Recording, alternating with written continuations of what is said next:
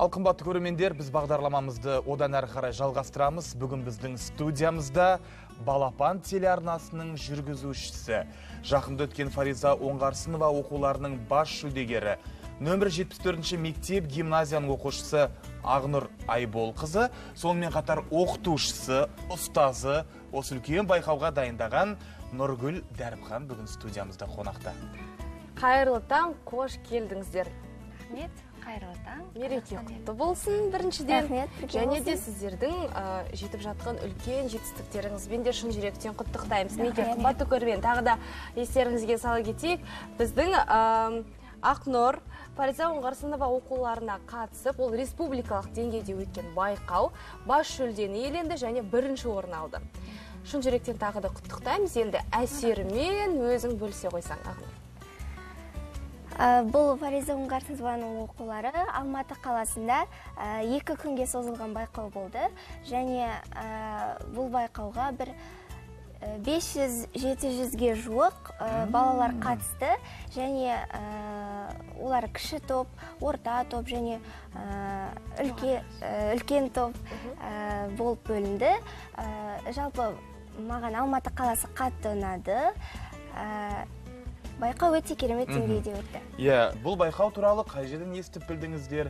Жалпы Алматыға да өзіңіз барып келдіңіз бе, жоқ әлде? Байқау туралы ең алғаш бізге хат келді, мектебімізге. Тәрбиесінің зауышы, оқушының зауыштары бізге хабарлады. Сол бойынша біз білдік, хабарластық, жазылып, өтініш жіберіп, сол бойынша дайындап оқушымызды. Ата-анасының қолдауы, мектептегі тәжірибелі ұстаздарымыздың қолдауы көп болды. Сол арқылы біз бардық. Алматы қаласына өзім еріп бардым. Бірге болдық. Байқау 2 күнге созылды. Байқауда өнерлі балалар өте көп. Соның ішіне менің шәкіртім бірінші орынды және бас жүлдені алғанда өте қуаныштымын. Осы жерде біз көрсете кетейік көрермендерге. Мінекей бас жүлде алған алғыс хат, яғни құттықтау хат, марапат хаты Көркемсөз номинациясы. Фариза Жан, Фариза қыз атты. Республикалық Фариза Оңғарсынова өлеңдерін оқу және ақын өлеңдеріне жазған әндерден балалар мен жасөспірімдер байқауы көркемсөз номинациясы Ақнұр Айболқызы дейді. Мінекей көрсетіп жіберейік.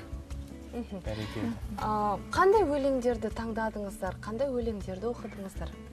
Біз көбінесе Ақнұрдың табиғатына сай келетін өлеңдерді таңдауға Ақнұр өзі таңдады ма?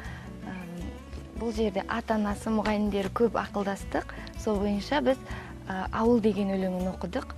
Себебі бұл ауыл өлеңінде бұрынғы өткен замандағы ауыл мен қазіргі ауылды сәйкестендіру көп кездеседі. Сол үшін біз осы өлеңді таңдап алдық. Енді осы байқауға қатысқан балалардың көптігіне қарап, жалпы қазіргі оқушылардың арасында поэзияға қызығушылық жоғары деп айтуға болады сияқты. Әлгінде ғана студиямызда біздің жас ақындар қонақта болды. Бізде қуанып отырмыз жастардың осы поэзияға қызығушылығын.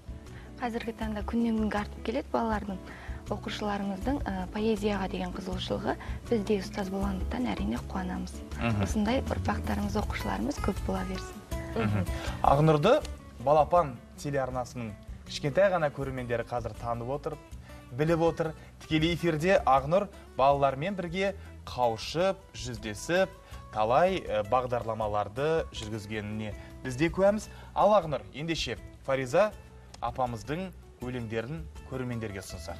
Ендеше мен қазір сіздерге Фариза Оңғарсынованың ауыл деген өлеңін оқып берейін. Бірақ дегенмен ол өте ұзақ. Эфирдің уақыты шектеулі болғандықтан мен қысқартып айтып берейін. Ықшамдалған нұсқасын алып келдіңіз ғой. Нағыз маман болғандықтан неге эфирдің талабын жақсы біледі, Ақнұр дайындап келген екен. Ал тамаша, тыңдайық. Біздің ауыл ұя еді киелі бір, теңіз бойы бұйратты, жиегі қыр. Өнегелі ұл менен қыз өсіріп, шаңырағына құт қонған еді кіл. Жігіттері мәрт мінез, жаны сері, жалғыз арман ерім деп таныс елі. Бұрын біздің ауылда әр азамат бүкіл елдің ары мен намыс еді. Ауылдастың қайғысы жанын жосып, беруге әзір ел үшін санын тосып, әкесінен жас қалған ұл мен қызды қамқорлайтын қатарға бәрін қосып. Ер азамат болған мен жер кіндігі, әйелдерден басталар ел бірлігі. Абысындар сыйласа бір-бірімен, ауған тені басқандай ердің жүгі. Бір-біріне жаны ашып жанысыздар, әйелдерде өзге ұқпастағы сыр бар. Бір-бірінің бауырына өз ұлдарын бала қылып салатын абысындар. Татулықтың бұлдағы шын белгісі, қимастықтың кем емес күннен кіші. Бауырынан перзентін қиып бермес, бірін-бірі көре алмай күндер кісі. Кедейлік жоқ, туса да ақшалы күн. Менің ауылдастарым басқа бүгін. Ұқсамайды ешкімге, ешбір елге, жоқ баяғы ұмтылыс, асқа қығым. Жұрдай және намыспен ардан бәрі, сөйтіп жүріп бітпейді жан жалдары. Ат орнына машина мінгендер көп, іліп алар ішінде жан қалмады. Ауырсаң да ешкімнен күтпей хабар, бала ақша алып көршіге сүтке барар. Жақын жерден шаңда дауыс шықса, шам сөндіріп есігін кілттеп алар. Жанашырлық күтпеңіз жұрттан аса, ән салмайды ашысы ұрттамаса. Бір кәсібі карт ойнау төбелесте бас жарыспай бермейді, түп тараша. Жол көрсетіп, жөн сілтер талғамдылға, әулиедей қарттарым болған қырда. Сұңқарлары ертерек кетіп енді, шалапай қалыпты шалдардың да. Құт киімді сыпырып ұры жалған, інгендеймін тұлып қаңыранған. Бүгін шөлейт талада ауылымның моласы мен ызыңдап, мұңы қалған. Бәрекелді. Қандай терең мағыналы. Фариза апамыздың поэзиясы, ол осы жастар сол поэзияны бойына сіңіргенде біз өте қуаныштымыз. Енді Ақнұр болашақта қандай мамандық иесі болатынында сұрағымыз келіп отыр. Өйткені таңдап қойған шығарсыз, әлде күн сайын өзгеріп жатыр ма? Енді осы жаста бізде де күн сайын өзгеретін мамандық таңдау. Мен болашақта журналист болғым келеді. Себебі, білмеймін, өзім журналистикаға қатты қызығамын және көптеген журналистерді үлгі тұтам. Сондай-ақ Салтанат Қалиева апамыз сияқты журналист те, актриса да болғым келеді. Журналист сенің ойыңша қандай болу керек? Журналист менің ойымша ол жан жақты болу керек. Және де қазіргі таңда көптеген журналистер, мысалы, кез келген адам ойлайды, журналист болу оңай деп. Бірақ дегенмен көптеген маман иестерінің мықтылары ғана, сондай мықтылары ғана жақсы журналист бола алады. Тамаша ой бөлісті. Бүгін Ақнұр, рахмет көп-көп. Бүгін студиямызға келіп қуаныштарыңызбен бөліскеніңіз үшін алғыс білдіреміз. Алда жетер жетістіктер көп болсын деп тілейміз.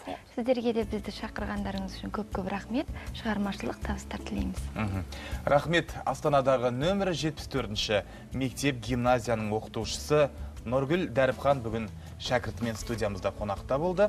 Ал шәкірті Ақнұр Айбол қызы Балапан телеарнасының жүргізушісі және осы жерде айта кету керек, жақында өткен Фариза Оңғарсынова оқуларынан бас жүлдеге ие болды. Бәрекелді. Рахмет. Ал енді дәл қазір біз кезекті әдемі әнге береміз.